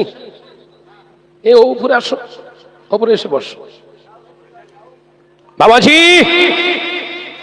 এই নামাজের প্রতি মহাব্বত, ভালোবাসা, আল্লাহর প্রতি ভয়, রাসূলের প্রতি মহাব্বত, আদব সাহাবায়ে কেরামদের ভিতরে পূর্ণ ছিল। ওই জন্য আল্লাহ তাদের প্রতি রাজি হয়ে গেছিলেন। একবার জোরে বলুন সুবহানাল্লাহ। একবার জোরে বলবেন না? ও বেজারেরা, নওজওয়ানেরা, যুবকেরা, ছেলেরা, বাচ্চারা, পর্দার শিনা মা ও বোনেরা, আমার নবী দয়ার নবী রাহমাতাল লিল আলামিন হুজুর আমার ঈশার নামাজ আদায় করলেন সাহাবায়ে কেরামদের নিয়ে। আল্লাহ নবী সাহাবায়ে কেরামদের দিকে ফিরে তাকালেন, ওমরকে দেখতে পায় না। রাসূলুল্লাহর মনটা যেন খারাপ, আমার নবীর মনটা যেন মলিনী হয়ে আছে। ও নওজওয়ানেরা, মুরব্বিয়ানে গণেরা, এমন সময় হযরতে ওমর রাদিয়াল্লাহু তাআলা আনহুর ছেলে কলেজার লাল হযরতে আব্দুল্লাহ রাদিয়াল্লাহু তাআলা আনহু হুজুর আমার তিনি বর্ণনা করছে, আব্বাজান গভীর রাতে আর কান্না শুরু করে দিয়েছে, বেশি কাঁদছে আর বলছে, আল্লাহ আমি ওমরকে যদি মানুষ না বানিয়ে, আমি ওমরকে যদি ইনসান না বানিয়ে দুনিয়ার জমিনের কোন তৃণলতা, কোন ঘাস যদি আমাকে বানিয়ে দিতে, পৃথিবীর জমিনের পশু পাখি আমাকে খেয়ে ফেলতো, ভক্ষণ করে ফেলতো, কিয়ামতের দিন আমি ওমরকে হিসাব দিতে হতো না। জোরে বলুন সুবহানাল্লাহ, আরো জোরে বলুন সুবহানাল্লাহ। হযরতে ওমর রাদিয়াল্লাহু তাআলা আনহুর এই কান্না গভীর রাত পর্যন্ত চলল। হঠাৎ কান্নার আওয়াজটা থেমে গিয়েছে, কান্নার আওয়াজটা থেমে গিয়েছে। কিছুক্ষণ পরে হযরতে ফারুক আযম ওমর রাদিয়াল্লাহু তাআলা আনহু ঘরের বাইরে থেকে অচেনা সুরে ডাকতে শুরু করলেন, ওমর, ও নবী পাকের সাহাবী ওমর, উঠুন ভাই উঠুন, উঠুন, নামাজ পড়ে নিন, ফজরের আজান হয়ে গিয়েছে, ওয়াক্ত হয়ে গিয়েছে, দেরি করবেন না, নামাজ আদায় করে নিন। আল্লাহ নবীর জলিল কদর সাহাবী ফারুক আযম ওমর রাদিয়াল্লাহু তাআলা আনহুর হুজুরের ঘুমটা ভেঙে গিয়েছে। সারা দিন খাওয়া নাই, কেঁদে কেঁদে কেঁদে কেঁদে হুজুরের আর ক্লান্ত সামনি করে শ্রান্ত হয়ে গেছে। ক্লান্ত শরীরে একটু তন্দ্রাচ্ছন্ন মতো ভাব এসে গিয়েছে। এমন সময় অচেনা গলার আওয়াজ সুর দিয়ে ডাকে, ওমর উঠে পড়ুন, উঠে পড়ুন, নামাজ আদায় করে নিন। হযরতে ওমর রাদিয়াল্লাহু তাআলা আনহু হুজুর সিজদা থেকে মাথা তুলে চতুর্দিকে দেখতে লাগলেন, কাউকে দেখতে পেলেন না। হযরতে ওমর আওয়াজ দিলেন, কে কে আপনি বলুন। হযরতে ওমর রাদিয়াল্লাহু তাআলা আনহু। হুজুর আমার এই আওয়াজ দেওয়ার সাথে সাথে হঠাৎ ওই ব্যক্তিটা অচেনা গলার মানুষটি আবার আওয়াজ দিতে লাগলেন, ও নবী পাকের সাহাবী ওমর, আমি হলাম সেই ব্যক্তি যে গতকাল ফজরের নামাজটা কাজা করিয়ে দিয়েছিল। তোমাকে জাহান্নামী বানানোর জন্য আমি নামাজ কাজা করিয়ে দিয়েছিলাম। ওমর, তুমি যখন চেতন অবস্থায় থাকো, জেগে থাকো, দুনিয়ায় ঘোরাফেরা করো, তোমার কাছে আসতে পারি না, তোমার কাছে আসতে পারি না। তুমি যে রাস্তা দিয়ে যাও ওই রাস্তায় আমি 40 দিন আসতে পারি না। তুমি যে রাস্তা দিয়ে যাতায়াত করো আমি অন্য রাস্তা দিয়ে পালিয়ে যাই। আমি হলাম অন্য কেউ নয়, তোমার নামাজ কাজা করনেওয়ালা, কাজা করিয়ে দেনেওয়ালা আমি হলাম সেই ইবলিস। আশরাফ আলী থানভী রাহমাতুল্লাহ আলাইহি কিতাবটার ভিতরে বর্ণনা করছে। কি বললাম? জুম্মার খুতবা বলে ওটা, খুতবাতুল আহকাম বলে ওই খুতবার ভিতরে এই ঘটনাটা হুজুর উল্লেখ করেছে। মিথ্যে কথা বলে মনে হয় নাকি? জোরে বল না রে ভাই। তৈরি করা বলে মনে হচ্ছে? আমার নওজওয়ানেরা, যুবকেরা, ছেলেরা, বাচ্চারা, রাসূল পাক সাল্লাল্লাহু আলাইহি ওয়াসাল্লামের সাহাবী, জলিল কদর সাহাবী, যে রাস্তা দিয়ে যাবে শয়তান ওই রাস্তায় আর আসবে না। কতদিন? 40 দিন। উম্মত যে রাস্তা দিয়ে যাবে তার উল্টো রাস্তা দিয়ে শয়তান পালাবে। কি ঈমান ছিল রে ভাই! আর আমরা যে রাস্তা দিয়ে যাই শয়তান শুয়ে থাকে। এই কথা বুঝাচ্ছেন না? হুজুর আসছে, হুজুরের পায়ে ধুলো লোবো, কারণ মাকসাদটা খারাপ আছে আমাদের। কথা বলছেন না কেন? আমাদের ঈমান ওই রকম ঈমান যে ঈমানে শয়তান খুশি, যে খুব চড়ং লেগে যাবে নাকি। বিশ্বনবীর জলিল কদর সাহাবী ফারুক আজমের আওয়াজ গর্জন শুনে, কালকে আমার নামাজ কাজা করিয়ে দিয়ে জাহান্নামী বানিয়ে দিয়ে এখনো তোর খেদ মেটেনে। কি বলছে? কি বলছে? ও চাটা লাগবে না, চলুক না, অসুবিধে নেই। আরে এটা শাহনাজ, অসুবিধে নেই। হযরতে ফারুক আযম ওমর রাদিয়াল্লাহু তাআলা আনহু, হুজুর আমার নামাজ কাজা করে ফেলেছেন। এক ওয়াক্ত কানতে কানতে গভীর রাত হয়ে গেছে, ফজরের ওয়াক্ত চলে এসেছে। একবার জোরে বলুন না। সারাদিন খাওয়া নেই, একটা মানুষ কত ঘন্টা একটানা কানতে পারে? জোরে বলে, ক ঘন্টা কানতে পারে? আত্মীয় স্বজন মারা গেছে ধরেন, একদম নিজের জিনিস, বাপ মারা গেছে, একটা মেয়ে, মেয়েরাই তো বেশি কাঁদে, ক ঘন্টা কাঁদবে? খুব টেনে টুনে ধরে নেন 6 ঘন্টা। ওটা হাই লেভেল বললাম। 6 ঘন্টা। ওই 6 ঘন্টা কান্নাকাটির ভিতর দিয়ে খানা পিনা হয় না? হয় না? কিন্তু হযরতে ওমরের ভিতরে খানা পিনা নেই। ও নজরের যুবকেরা, ছেলেরা, বাচ্চারা, পর্দানশীনা মা বোনেরা, শুনে রেখে দেয়, আল্লাহ নবী সাহাবী ফারুক আযম ওমর রাদিয়াল্লাহু তাআলা আনহু, হুজুর আমার কাঁদতে কাঁদতে কাঁদতে কাঁদতে একটু তন্দ্রাচ্ছন্ন ভাব চলে এসেছে আর ক্লান্ত হয়ে গিয়েছে। এমন সময় ইবলিস এসে ডাকলেন, হে ওমর, নবী পাকের জলিল কদর সাহাবী, উঠে পড়ুন, নামাজ আদায় করুন, নামাজ আদায় করুন। আল্লাহ নবী সাহাবী বললেন, শয়তান তোর এত বড় আসপর্দা, তোর এত বড় মাজালকে দিল, আমি ওমরের নামাজের কাজা করিয়ে দিয়ে আবার তুই নামাজের জন্য ডাকছি, আমাকে জাহান্নামী বানিয়ে দিয়ে তোর এখনো কি খেদে মেটে না?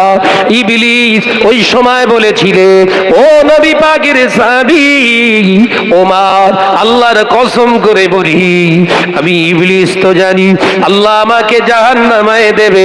আমি চেয়েছিলাম ওমরকেও জাহান্নামী বানিয়ে দেব, তাই ওমরের নামাজটা আমি কাজা করিয়ে দেব।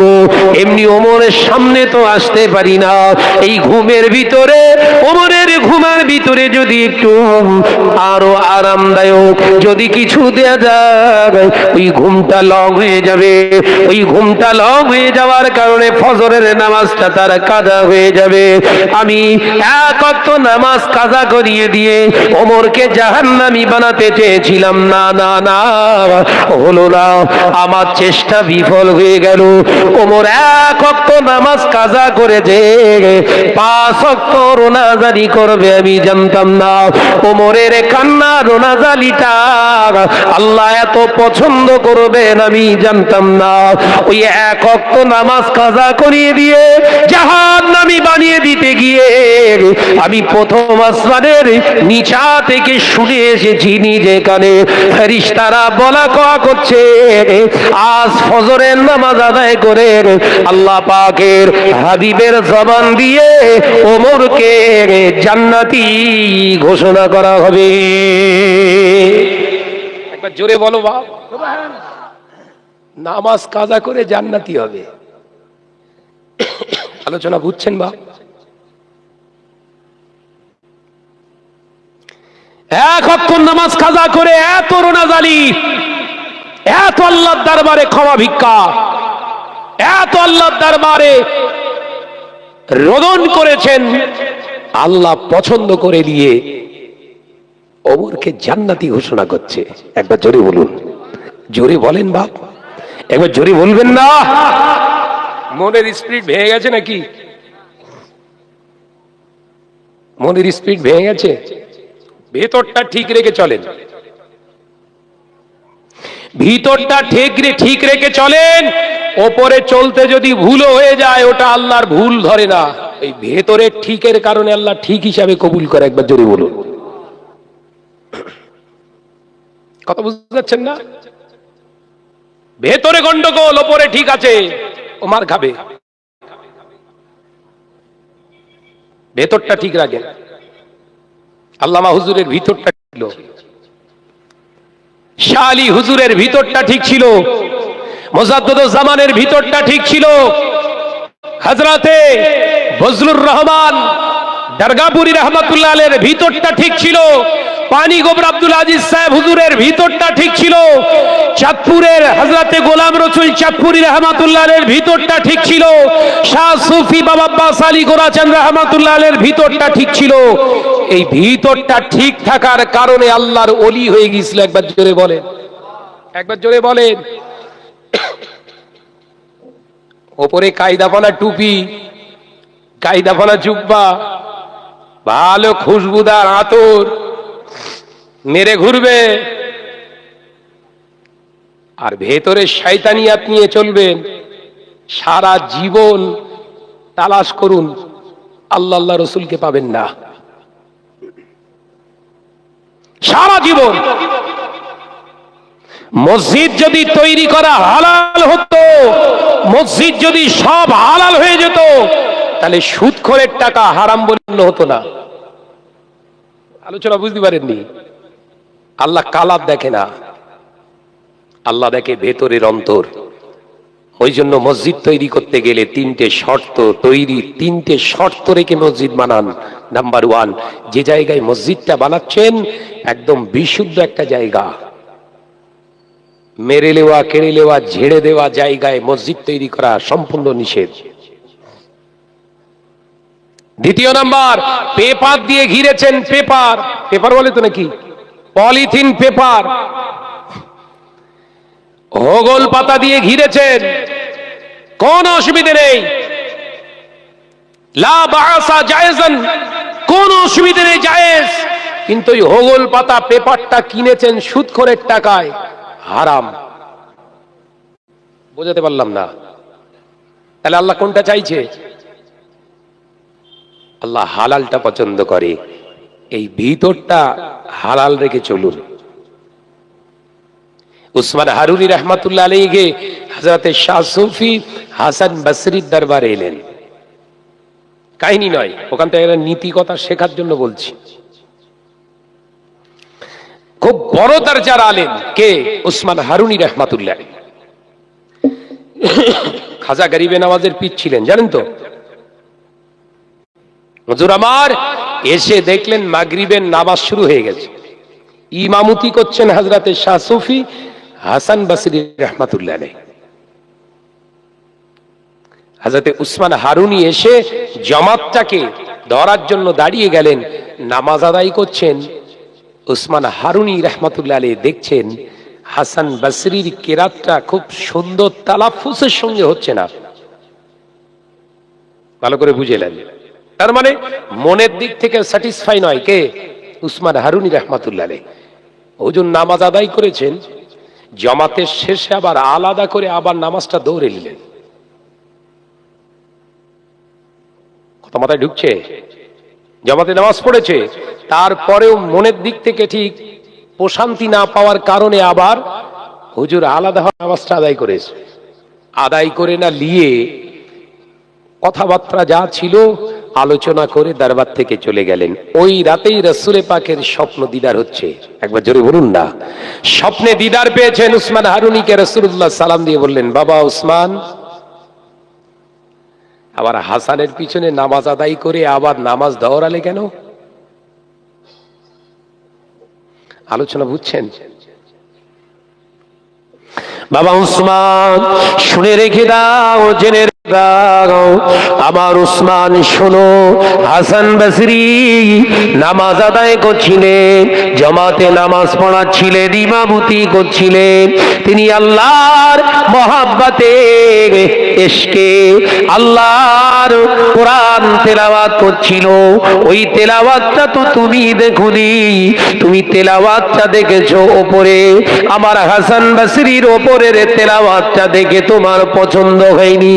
কিন্তু বাবা, ও আল্লাহর বান্দা, আমার উম্মত আমার উসমান, শোনো বাবা, হাসান বসরির ওই কেরাতটা আল্লাহর ভালো লেগে গেছে। একবার জোরে বলেন, কিসের জন্য? আবার এ হাসান বসরি নামাজ পড়ছিল অন্তর থেকে,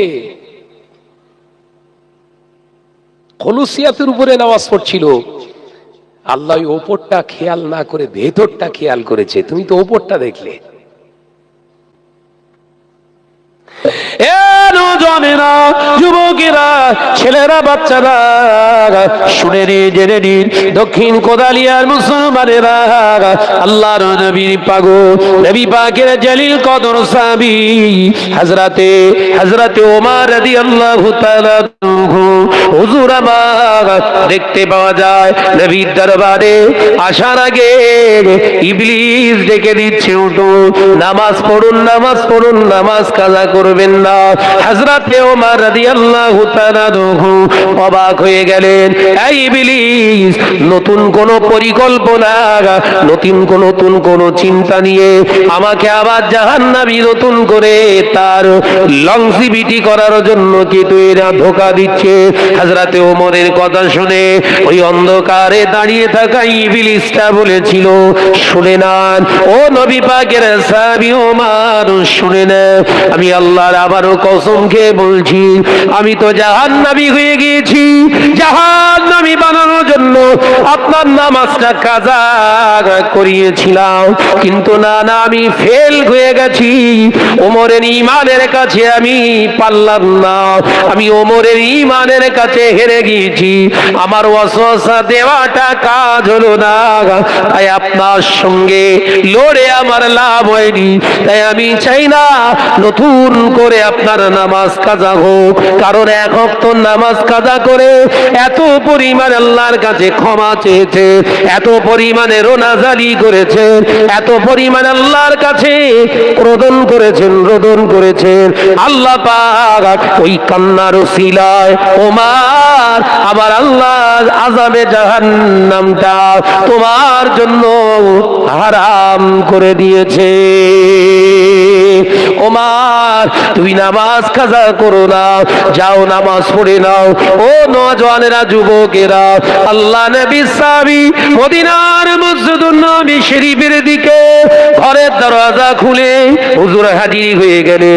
আল্লাহ নবী মদিনার মসজিদুন নবী শরীফে হুজুর আমার নামাজ আদায় করলেন। হুজুরের চেহারা থেকে, হুজুরের সুরাত মুবারক থেকে, চেহারা মুবারক থেকে একটা খুশবু, একটা খুশির ভাব বহিঃপ্রকাশ হলো। আল্লাহ নবী বললেন, ও আমার সাহাবীরা, ও আমার সাহাবারা, আমি নবী বলছি শোনো, জান্নাতি মানুষ দেখতে যদি চাও আমার ওমরকে দেখে নাও। আমি নবী বলছি আমার ওমর হলো জান্নাতি। একবার জোরে বলে, একটু জোরে বলেন। মানুষের জীবনে চলপথে চলমান জিন্দেগিতে ভুল ত্রুটি হয়ে যাবে, হওয়া স্বাভাবিক। ভুলটাকে নিজেকে শুধরে নেন, ছেড়ে যাওয়া জিনিসটাকে একটু ধরে নেন, এটাই আল্লাহ পছন্দ করে। ভুলের উপরে আপনি দাঁড়িয়ে তাকাব্বারি করবেন, ভুলের উপরে থেকে আপনি নিজেকে মহান আপনার কর্তৃত্ব জাহির করবেন। রাসূল বললেন, ভুল করার পরে যে আবার গলা লম্বা করে নিজেকে বিরাট কিছু মহানত্বের পরিচয় দেওয়ার চেষ্টা করে, ভুলটাকে স্বীকার করে না, এ ব্যক্তি জাহান্নামে যাবে। ভুল হয়েছে জানার পরে যে ব্যক্তিটা ওটাকে উইথড্র করলো না, আল্লাহর কাছ থেকে ক্ষমা চাইলো না, ও জাহান্নামে যাবে। ভুল হয়েছে যে ব্যক্তিটা স্বীকার করে নিল, আল্লাহ রাসূল বললেন নাজাতের রাস্তা পেয়ে গেল। একবার জোরে বলুন, একবার জোরে বলবেন না? চিন্তা ভাবনা করে চলুন। আমি একটি আয়াতে কারিমার আপনাদেরকে একটুখানি টাচ দিয়ে গেলাম। আল্লাহ বললেন, এই আমার দিনদার ইমানদার মুত্তাকিন মুসলমান ভাই ও বাবাজিরা, আল্লাহ বললেন, ইয়া আইয়ুহাল্লাযীনা আমানু, এই আমার বিশ্বাসী সম্প্রদায় বান্দারা, ঈমান আননেওয়ালারা, যারা আমি আল্লাহকে এক বলে মেনে নিয়েছো, আমি আল্লাহ তোমাদের বলছি ইত্তাকুল্লাহ, আমি আল্লাহ, আমাকে তোরা ভয় কর। একবার জোরে বলুন, জোরে বলবেন না? এরপরে আল্লাহ বলছে হাক্কা তুকাতিহি, ভয়টা করার মতো কর। ভয়টা করলে হবে না, করার মতো কর। মরবি না ততদিন, ততক্ষণ, তত সময় যেটাই নেন আপনি। আল্লাহ বললেন, প্রকৃত মুসলমান না হয়ে যেন মরিস না, প্রকৃত মুসলমান না হয়ে যেন মরিস না। ওই আদামুদ মুসলমান হয়ে পার পাবিনি, মার খেয়ে যাবি।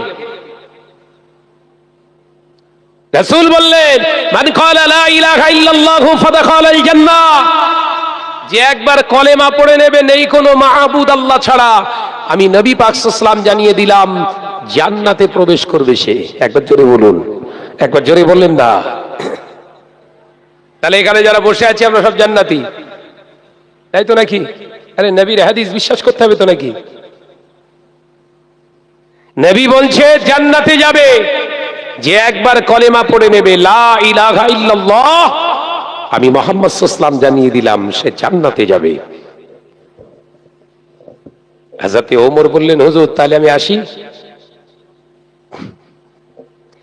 আমি তো জান্নাতি। নবী বললেন, লা শাক্কা ফি, কোনো সন্দেহ নেই। একবার জোরে বলুন না সুবহানাল্লাহ। হুজুর আমি তো কলেমা পড়েছি, তার মানে আমি জান্নাতি। হুজুর তাহলে আমি চলে যাই, আমি আজকে থেকে আর নামাজ পড়বো না। শুনছো কি বলছে? আজকে থেকে তাহলে হুজুর আমি আর মসজিদে আসছি না, নামাজ পড়বো না, এমনি আপনার সঙ্গে আসবো, সোহবতে থাকবো, সালাম কালাম হবে, কিন্তু নামাজ আর পড়বো না। আল্লাহ রাসূল বললেন, নাই বা পড়লে তবুও জান্নাতি। একবার জোরে বলুন না। যাও ইয়া রাসূলুল্লাহ, বললা আসছি তাহলে? হ্যাঁ এসো, যাও। ও নজরে যুবকেরা, ছেলেরা, বাচ্চারা, পর্দানশীলা মা ও বোনেরা, আল্লাহ নবী জলিল কদর সাহাবী ফারুক আযম হযরত ওমর রাদিয়াল্লাহু তাআলা আনহু মদিনার মসজিদুন নবী শরীফ থেকে বেরিয়ে গেলেন। আল্লাহ নবী সাহাবায়ে কেরামদেরকে বললেন, ও আমার সাহাবীরা, আমি নবী বলছি, শুনে নাও, জেনে নাও। আমি নবী তোমাদের জানিয়ে দিলাম, আমার ওমর চলে গিয়েছে, আমার ওমর চলে গিয়েছে। আজ আসরের আযান হবে, আযানের পরে পরই তোমরা সুন্নাতে আর দাঁড়াবে না। আজকের এই আসরের নামাজটা আযানের পরই শুরু করা হবে, আমার ওমর যেন এসে জামাত না পায়। একবার জোরে বলুন, কই জোরে হলো কই? ওমর বললেন নামাজ পড়বো না, রাসূল বলছেন জামাত না পায়। আলোচনা বুঝতে পারছেন না বোধহয়। ওমর বলছে নামাজ পড়বো না, আর রাসূল বিশ্ব নবী সরকারে দু আলম কি বলছে? ওমর যেন জামাত না পায়। তার মানে ওমর বলে গেছে, ঠিক জামাতে এসে হাজির হবে। একবার জোরে বলেন, কি ঈমান! মসজিদের কাছে বাড়ি, গড়িয়ে পড়লে মসজিদের জায়গায় পড়ে, নামাজ পড়তে যায় না। কথা বলছেন না কেন? এরকম মুসলমান আছে না নাই? আজান হচ্ছে মসজিদে, গল্প চলছে। আল্লাহ নবী জলিল কদর সাহাবী ফারুক আযম ওমর রাদিয়াল্লাহু তাআলা আনহু চলে গেলেন। আল্লাহর নবী, দয়ার নবী রাহমাতাল লিল আলামিন, হুজুর আমার দেখতে পাওয়া যায় এমন সময়, কিছু সময় অতিবাহিত হয়ে যাওয়ার পরে মদিনার মসজিদুন নবী শরীফ থেকে হযরতে বেলাল রাদিয়াল্লাহু তাআলা আনহু আযান হেঁকে দিয়েছে। আল্লাহু আকবার, আল্লাহু আকবার। মদিনার মসজিদুন নবী শরীফে আযান হয়ে যাওয়ার সাথে সাথে সাহাবায়ে কেরাম রিদওয়ানুল্লাহি তাআলা আলাইহি আজমাইন সকলে একে একে মদিনার মসজিদুন নবী শরীফে হাজির হয়ে গিয়েছে। আল্লাহ নবী ইমামতির জায়গায় দাঁড়িয়ে পিছন দিকে তাকিয়ে বললেন, বাবা সাহাবীরা, পিছনে যারা দাঁড়িয়ে রয়েছো, তোমরা মদিনার মসজিদুন নবী শরীফের দরওয়াজা জানাগুলো বন্ধ করে দাও, আমার ওমর যেন ভিতরে না ঢুকতে পারে। একবার জোরে বলেন।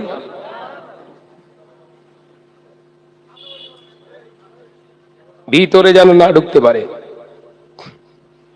দয়ার নবী হুজুর আমার দেখতে পাওয়া যায়, দয়ার নবী রাহমাতাল লিল আলামিন হুজুর আমার এমন সময় হুজুর আমার নামাজ শুরু করে দিলেন। এক রাকাত হলো, দুই রাকাত হলো। হুজুর প্রথম বৈঠকে বসে আছে, আত্তাহিয়াতুটা পড়লেন। হুজুর আমার আল্লাহু আকবার বলে উঠে দাঁড়ালেন। দাম করে দরওয়াজায় আওয়াজ, দরওয়াজার আঘাত, দরওয়াজায় ধাক্কা মারার আওয়াজ হলো। আল্লাহ নবী নামাজে দাঁড়িয়ে, সাহাবায়ে কেরামেরাও নামাজে দাঁড়িয়ে, আল্লাহ নবী নামাজ সম্পূর্ণ করে হুজুর ডান দিকে সালাম ফিরিয়ে, বাম দিকে সালাম ফিরিয়ে আল্লাহ নবী পিছনের দিকে তাকিয়ে দেখলেন, না না না, হযরতে ওমর দাঁড়িয়ে দাঁড়িয়ে নামাজ আদায় করছে। ওমরের চোখ দিয়ে পানির টুসা গড়িয়ে যায়। একবার জোরে বলেন না। দরজার খিলটা ভেঙে ফেলেছে। এই কথা বুঝতে পারছেন না? হযরতে ওমর রাদিয়াল্লাহু তাআলা কি বলছে? নামাজ পড়তে আসবো না। আর কি করলো বলেন? বলে দরজার খিলটা ভেঙে ফেলেছে। সাহাবায়ে কেরামদের দিকে ইশারা করলেন, কেউ কোনো কথা বলবো না, কেপ সাইলেন্ট, একদম সবাই চুপ।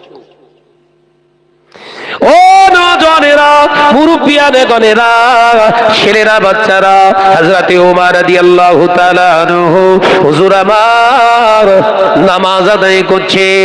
সাহাবায়ে কেরামেরা একবার বারে বারে ফিরে ফিরে তাকাচ্ছে। ওমরের চোখ দিয়ে পানির টুসা গড়ায়। হযরতে ওমর নামাজ সম্পূর্ণ করলেন, সালাম ফেরালেন। এমন সময় দেখতে পাওয়া যায় আল্লাহর নবী বললেন, ও আমার সাহাবী ওমর, কি ব্যাপার? তুমি তো নামাজ পড়বে না বলেছিলে বাবা সাহাবী ওমর, কেন তুমি নামাজ পড়তে এলে? কে তোমাকে জোর করে করে মদিনার মসজিদুন নবী শরীফে এনে হাজির করেছে। ওমর, যদিও মসজিদে নবী শরীফে তুমি এলে, দরওয়াজাটা কেন ভাঙলে? দরওয়াজার খিলটা কেন ভাঙলে? কৈফিয়ত দাও। হযরতে ওমর কচি বাচ্চার মতো কাঁদতে লাগলেন। ইয়া রাসূলুল্লাহ, ইয়া হাবিবাল্লাহ, হুজুর আমি বলেছিলাম নামাজ আদায় করব না। না না না হুজুর, যখন মদিনার মসজিদুন নবী শরীফ থেকে আজান চলে গেছে আমার কানে, ইয়া রাসূলুল্লাহ, ইয়া হাবিবাল্লাহ, আমার ভিতরটা জ্বলন শুরু হয়ে গেছে।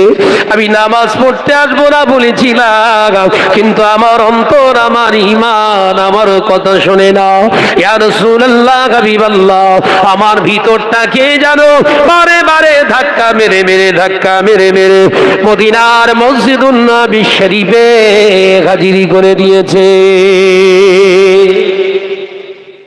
ঈমান। আজান শোনার পরেও যদি নামাজের জন্য মন না কাঁদে, তাহলে জানবেন আপনার ঈমান আছে, কিন্তু শুকনো। ঈমান আছে? বল বাপ, এরকম করিসনি। আজান শোনার পরে যদি নামাজের জন্য মনটা না কাঁদে, জানবেন ঈমান আপনার আছে, কিন্তু শুকনো। আর শুকনো কাঠ জলে কম, নাকি? কথা বল না রে বাপ। ওই শুকনো ঈমান নিয়ে মরলে জ্বলবেন বেশি। কেন শুকনো ঈমান বললাম?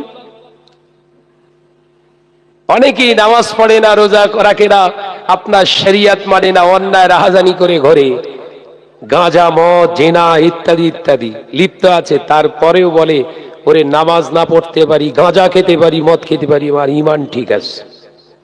এরকম বলে না? বলে না? কথা বলছেন না কেন? ওরে লটারি কাটতে পারি, ঈমান যদি না ঠিক থাকতো 14 লক্ষ টাকা পেয়েছি এমনি। ঈমান ঠিক আছে। আল্লাহকারী আপনাদের এই দক্ষিণ কোদালিয়ায় এসব নেই, এরা সব ভালো। হ্যাঁ আছে, পরিবর্তন হন। ও বেজারেরা, নজনেরা, যুবকেরা, ছেলেরা, বাচ্চারা, পর্দানশীলা মা ও বোনেরা, আলোচনা বোঝার চেষ্টা করো।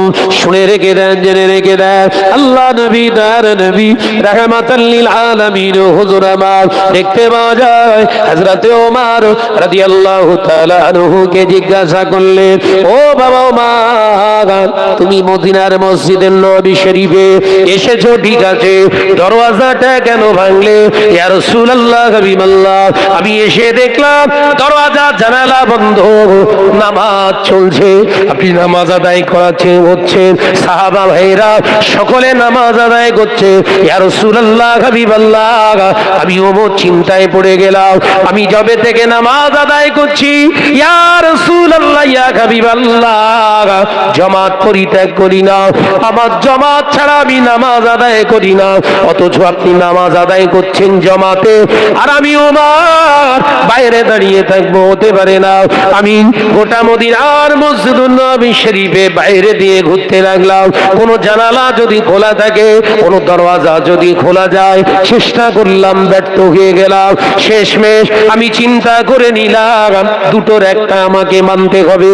এক নাম্বার, যদি আজকে আমায় জামাত আদায় করতে হয়, অর্থাৎ আমার দরওয়াজাটা খোলা লাগবে।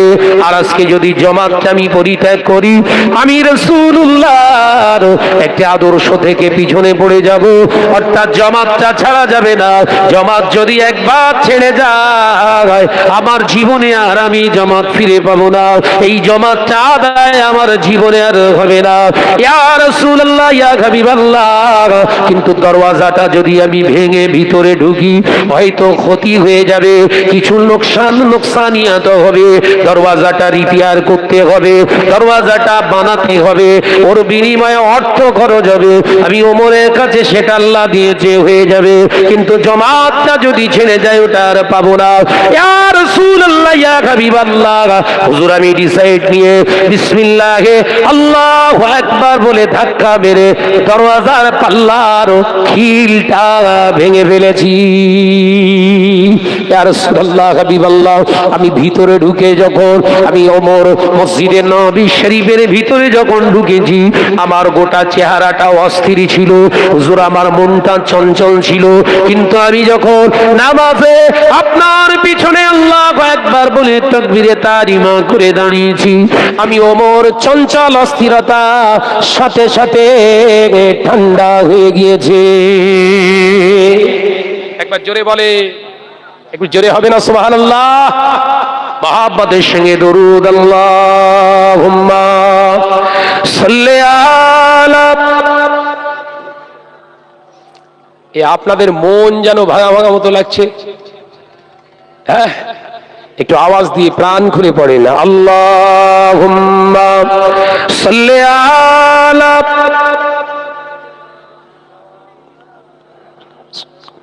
আরো জোরে পড়ি, ওয়ালা আলি।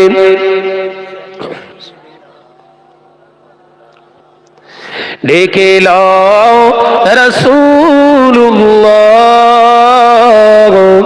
রোজা পাখের কিনারে, আমি সইতে পারি না বিরহ ব্যথা, ধন্য করো দিদারে।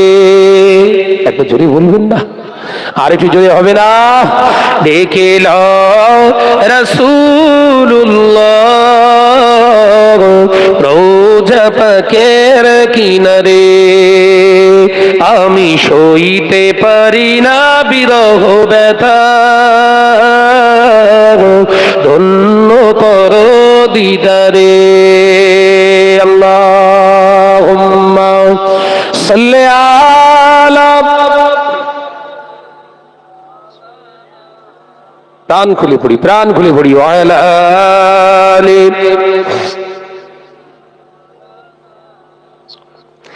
নূরে উজ্জ্বল চেহারা তোমার,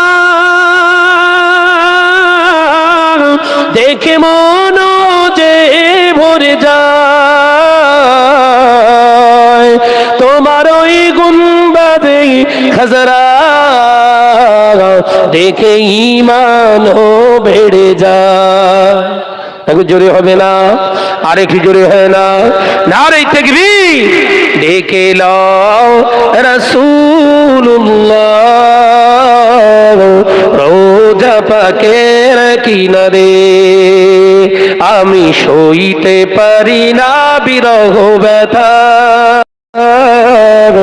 ধন্য করো দিদারে। আল্লাহুম্মা, জোরে জোরে পড়ি, সাল্লি আলা ওয়ালা আলি।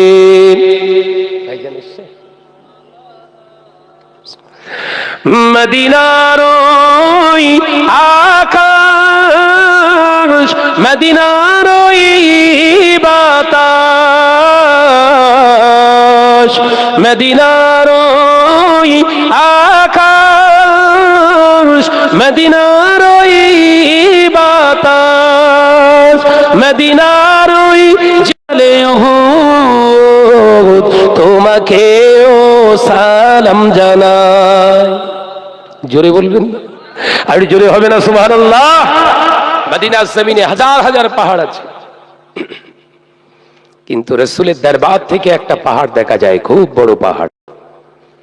ওই পাহাড়টার নাম হলো জবালে উহুদ, উহুদের পাহাড়। ওই উহুদ পাহাড়টা রাসূলুল্লাহর দরবার থেকে দেখা যায়। সেই অন্তর ঈমান নিয়ে যদি মদিনাতুল মুনাওয়ারায় পৌঁছান, তাহলে দেখতে পাবেন যেন রাসূলের দরবারের দিকে দাঁড়িয়ে দাঁড়িয়ে সে যেন সব সময় সালাম দিচ্ছে। একবার জোরে বলুন, একবার জোরে হবে না সুবহানাল্লাহ? কিন্তু সেই ঈমান না নিয়ে গেলে দেখা যাবে হ্যাঁ পাহাড় তো বিরাট বড় পাহাড়। কথা বুঝতে পারছেন না? সেই ঈমান নিয়ে যেতে হবে। কথা বুঝতে পারছেন না? বহু জি হজ করতে যাচ্ছে, বহু ওমরাকারী ওমরা করতে যাচ্ছে, বাড়ি সিগারেট খেয়ে ওর কলকে পোষায় নে, ভরে নে, মদিনায় বসে বসে সিগারেট খায়। মনে করছেন ফাজলামো কথা বলছি? বহু হাজী সাহেব মক্কা শরীফে বসে বসে বিড়ি খাচ্ছে, চিন্তা করেন, লক্ষ লক্ষ টাকা খরচ করে হজ করতে গেলেন, ওমরা করতে চলে গেলেন, আর রাসূলের দরবারে যে শহরটা সম্পর্কে আল্লাহ কোরআনে উল্লেখ করেছেন, পবিত্র শহর, একবার জোরে বলবেন না, সেই পবিত্র শহরে বসে বসে লক্ষ টাকা খরচ করে গিয়ে সিগারেট খাচ্ছে। এটা আমাদের জন্য লজ্জা। বড় মাওলানা আল্লামা রুহুল আমিন সাহেব রাহমাতুল্লাহ আলাইহি হজ্জের মাসাইল কিতাব একটি কিতাব লিখে গেছে। হজ্জের মাসাইল কিতাব বলে একটি কিতাব লিখে গেছে। হুজুরের কিতাবটা পড়ে দেখবেন, একটি জায়গায় হাজীদের সতর্কনীয় বার্তা বলে একটি জায়গায় দিয়ে গেলেন, লিখে গেলেন, ও আল্লাহর বান্দা, হাজী বান্দারা, মদিনার জমিনে তোমরা যখন যাবে, মক্কার জমিনে যখন তোমরা যাবে, খবরদার খবরদার, তোমরা মদিনার জমিনে বেশি জোরে জোরে দৌড়া দৌড়ি করবে না, মদিনার গাছ গাছালি থেকে ইচ্ছাকৃত ভাবে পাতাগুলো ছিঁড়বে না, মদিনার পশু পাখির সঙ্গে খারাপ আচরণ করবে না, তাদের গায়ে ঢিলা ছড়বে না, পাথর ছড়বে না, মদিনার মানুষের সঙ্গে বিতর্ক করবে না, উচ্চ আওয়াজে কথা বলবে না, কারণ মনের ভিতরে রেখে দিও ওই মদিনার জমিনে আমার নবী আছে, ওই মদিনার সমস্ত কিছুই কিন্তু আমার নবীর প্রতিবেশী। একবার জোরে বলে। হাজী সাহেব বাড়িতে এসে বলছে, আমরা তো খেতাম না, আমি তো চিন্তায় নিয়ে গিয়েছিলাম যে খাবো না, খৈনি নিয়ে গিয়েছিলাম খাবো না, গুল নিয়ে গিয়েছিলাম খাবো না, সিগারেট খাবো না, বিড়ি খাবো না, কিন্তু গিয়ে দেখি ওখানকার লোক তো আবার বড় বড় সিগারেট খাচ্ছে। কথা বুঝতে পারছেন না? মদিনার মক্কায় বসে বসে ওরা যদি সিগারেট খায়, আমাদের অসুবিধে কি? দেখেছেন অবস্থাটা? দেখেন, আল্লামা হুজুর কিতাবে লিখে গেছে, খবরদার মদিনা শরীফে মক্কা শরীফে বিয়াদবি করতে যেও না। আমি তো দেখেছি, আপনার আল্লাহ শুকর, তিনবার আল্লাহ আমাকে নিয়ে গেছে। আমি তো দেখছি আমাদের ইন্ডিয়ান হাজিদের অবস্থা দেখলে মনে হয় এরা কেন এসছে এখানে। কথা বুঝতে পারছেন না? এত অস্থিরতা, এত খারাপিয়াত, এত বাজে ব্যবহার, রাব ব্যবহার, এদের দেখলে অবাক হয়ে যেতে হবে। হুজুর কেবলা চলে এসছে নাকি? তাকবীর দেন, নারায়ে তাকবীর, একটু আওয়াজ দেন, নারায়ে তাকবীর, একটু চিল্লে বলেন নারায়ে তাকবীর।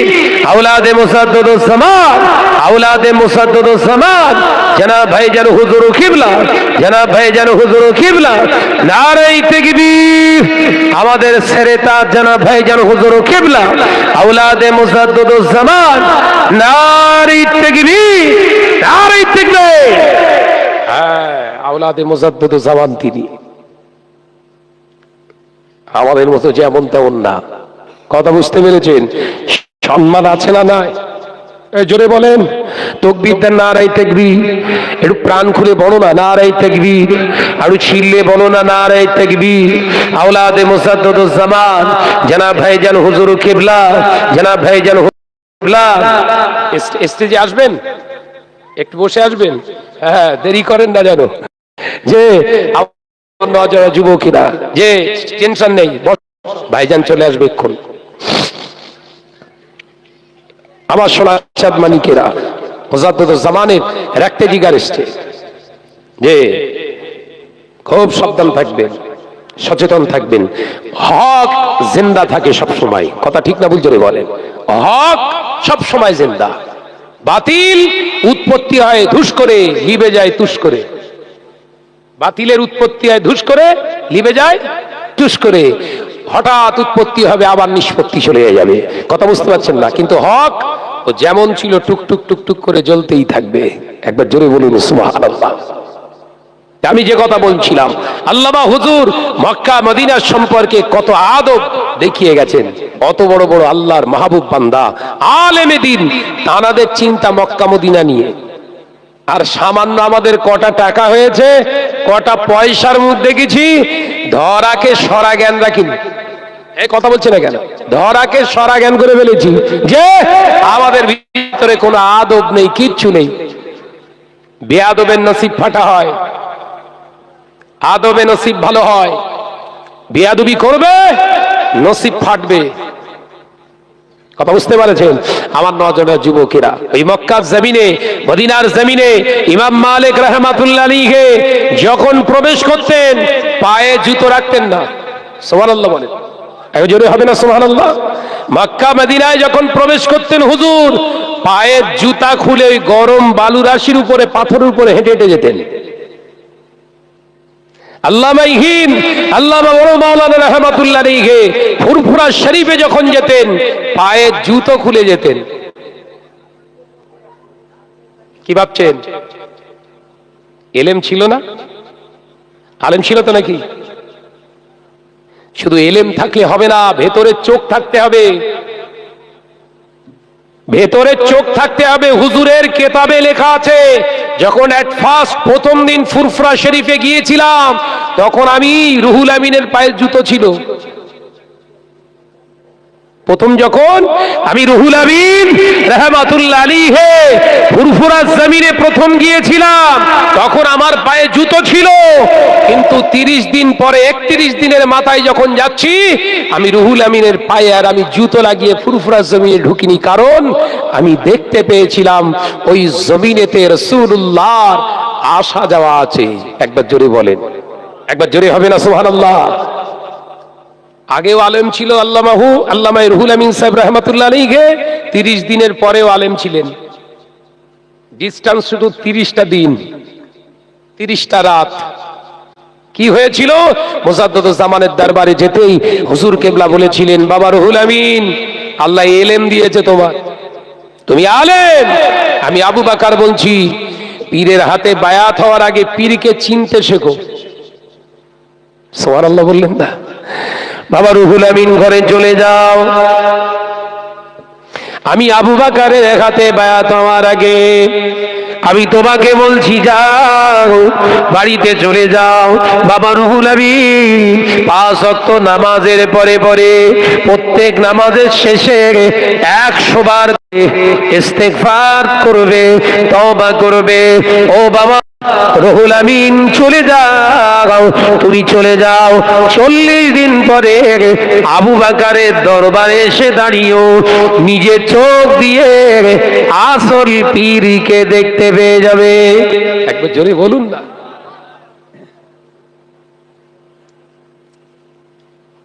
এখন তো নকলের গায়ে লেখা রয়েছে নকল হইতে সাবধান। কি সমস্যা! সেই দুলাল ভরের তাল মিস্ত্রি পাওয়া যেত না? বল না রে বাবা, এখনো পাওয়া যায় না? এখন ওটা 2 রকম বলো, দুটোই একই লেভেল, একই সাইজের কোটো, প্রত্যেকের গায়ে লেখা রয়েছে নকল হইতে সাবধান। কি সর্বনাশ বলেন! আল্লামা ইহিন, আল্লামা রুহুল আমিন সাহেব রাহমাতুল্লাহ আলাইহি বাড়িতে আসছে আর চিন্তা করছে, বাড়িতে আসছে আর চিন্তা করছে, বহু দরবারে গেলাম পীরের, কেউ তো এমন কথা বলে না, কেউ তো বলে না।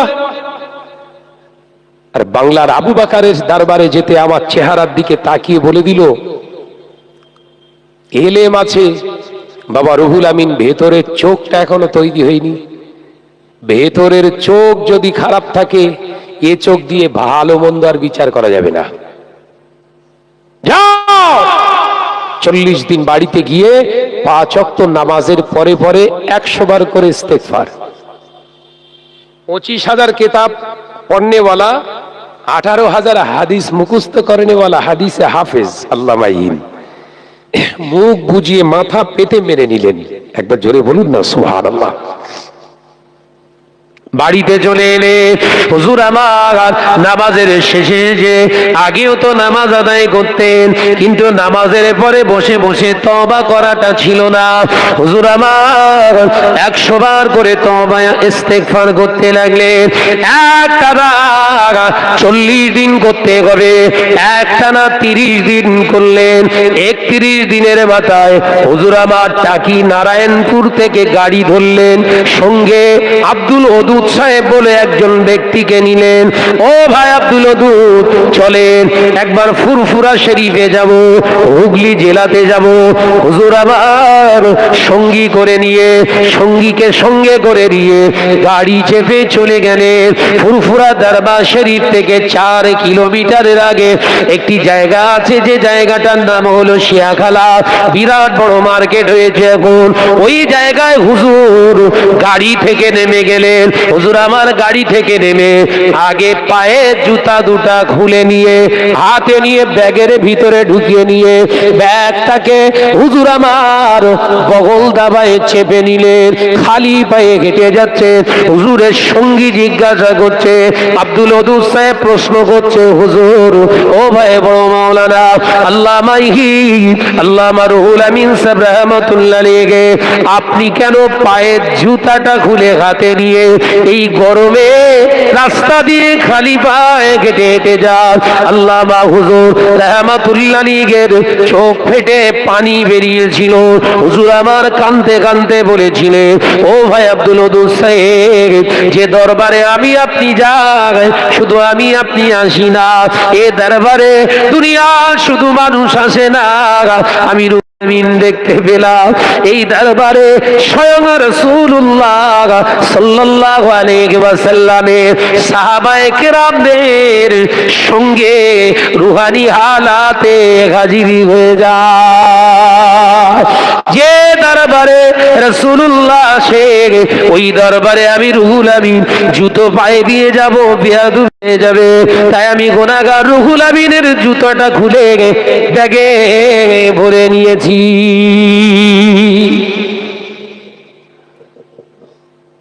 আমরা বলেন বলেন কি করছি? এই আসবার সময় আল্লামা হুজুরের মাজার জিয়ারত করে তাই আপনাদের এখানে আসছেন। এইসব দরবার গুলো এর শান, এর মান, এর ইজ্জত আমরা কদর করি? এই কথা বলছেন না কেন? করি। কারণ আমি শাহনাজ তো বিরাট বড় বক্তা, বিরাট দরের আলেম,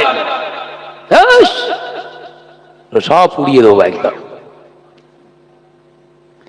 এইটাই হলো অন্তর খারাপ। এই কথা বুঝাচ্ছেন না? এইটাই হয়ে গেছে ভেতরটা খারাপ। এই ভেতরটা খারাপ রেখে যত উপরে 96 আতর মারো না কেন, কাজ হবে? বল না রে বাপ, কাজ হবে? সারাদিন পেচ্ছাপ করে কুলুক নিলেন না, পানি নিলেন না, সারাদিন পেচ্ছাপ করে পানি নিলেন না, আর গায়েতে 96 আতর মেরে ঘুরছেন, পবিত্র হয়ে গেল? আরে ভাই গন্ধ বেরোচ্ছে না তো, সুগন্ধ বেরোচ্ছে তো, কথা বলছেন না কেন? সুগন্ধ বেরোলি যে পাক, এই ধারণাটা মাথা থেকে মুছে ফেলেন, খেয়াল থাকবে। সুগন্ধ বেরোলি যে পাক বিরাট ভালো হতে পারে, ওটা পারফিউমের সুগন্ধ, আর পারফিউমটা ইউজ করলে আপনার নাপাক হয়ে যাবে শরীর, অ্যালকোহল দ্বারা প্রস্তুত। এই আলোচনা বুঝতে পারে না। পারফিউম পাওয়া যায় না, সব ফগ না কি পাওয়া যায়, বডি স্প্রে, ফুসফুস করে মারলি সুগন্ধ বেরোয় না, ওইটা গায়ে মেরে নামাজ পড়বেন, নামাজের 12টা বাজবে, কিন্তু সুগন্ধ বলো, কথা বলছেন না কেন? আর আতরটা যদি সারা গায়ে মেয়েকে নামাজ পড়েন, নামাজের ব্যাঘাত ঘটবে? দুটোই সুগন্ধ না? সাবধান হন। আলেম সাইলাব, আলেম সাইলাব হয়ে গেছে, সাবধান হওয়ার সময় হয়েছে। একটা পারফিউ আলেম আর একটা আতর আলেম, কথা বুঝতে পারছেন না কেন? এই পারফিউ গায়ে মারলি বলো শেষ। ভাইরা, নওজওয়ানেরা, যুবকেরা, ছেলেরা, বাচ্চারা, পর্দার শিনা মা ও বোনেরা, আমি দীর্ঘায়ু করব না, শুধু সংক্ষেপে দুটি আলোচনা রেখে গেলাম। আল্লাহকে ভয় করুন। জমিনের উপরে আপনি আলেম হন আর মাওলানা হন আর পৃথিবীর জমিনে বড় মোবাল্লেগ হন, আমার সেটা দেখার দরকার নাই। আপনি যতটুকু এলেম হাসিল করেছেন, ওই এলমিয়াতের উপরে আপনার জীবনটাকে চালনা করছেন কিনা নিজেকে ফলো করুন। পৃথিবীর জমিনে জমিনে অন্যায় রাহাজানি যদি হয়, শরীয়তের খেলাফ কাজ যদি আপনি দেখতে পান, হয় ওই জায়গা থেকে পালিয়ে যান, আর যদি ওখানে দাঁড়িয়ে থাকার ক্ষমতা যদি আপনার ভিতরে তৈরি করে, অন্তত আপনি জবান দিয়ে প্রতিবাদ করুন। জবান দিয়ে প্রতিবাদ যদি না জানান, ওই অন্যায় কাজটা আপনি না করলে ওই ছিটা আপনার গায়ে লাগবে। কথা বুঝতে পারছেন না? চুরি করছে পাকা আম, এদিকে আম চাষ হয়তো ভালো, হিমসাগর আম একদম পেকে টসটসে হয়ে রয়েছে, দুজন চুরি করছে, আপনি দেখতে পাচ্ছেন। দুটো ছেলে আমটা পাড়ছে, আপনি দেখছেন, দেখার পরেও আপনি চুপ করেছেন, প্রতিবাদ করছেন, ওখান থেকে চলেও যাচ্ছেন না। ওই যে আম চোর, ওই একা চোর না, আপনিও চোর। কথা বলছেন না? আল্লাহ আমাদেরকে বোঝার তৌফিক দেন।